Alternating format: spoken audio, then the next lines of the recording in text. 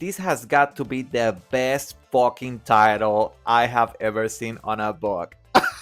I read Board Game Werewolf by Tony Santorella, and oh my god, this is a silly, chaotic, fun, and heartfelt urban fantasy about a disaster of a gay man who happens to be a werewolf. The story follows Brian. He's a college dropout. He works as a waiter at a local restaurant. He has a messy apartment, like it's a disaster. And he's just trying to survive, make ends meet, one full moon at a time. He's also been fucking married man on Grindr. And he's also eaten people by mistake because he's terrible at keeping track of the full moon. Until one night when he's working at the restaurant, he meets Tyler, a smooth talking alpha who is also a werewolf, and proposes Brian to be kind of like his sponsor to help him train to control his powers. So out of curiosity, Brian accepted Tyler's proposal. He starts to train, but then we start to see how Brian starts to fall into this toxic alpha male bullshit thanks to Tyler, causing Tyler to start having problems at work because he's always angry, he's snapping at the customers, and even having problems with his very few friends, like Nick, the older Filipina lady who is like the manager of the restaurant, and Darby, one of the servers, who is a fembi, a femme-presenting non-binary person, who is fabulous, by the way. So, you know, the story goes from there. It gets a hella more complicated, and a lot of shit happens. Some twists, some reveals about the nature of being a werewolf. You'll get Brian's story about how he became a werewolf, and a lot more.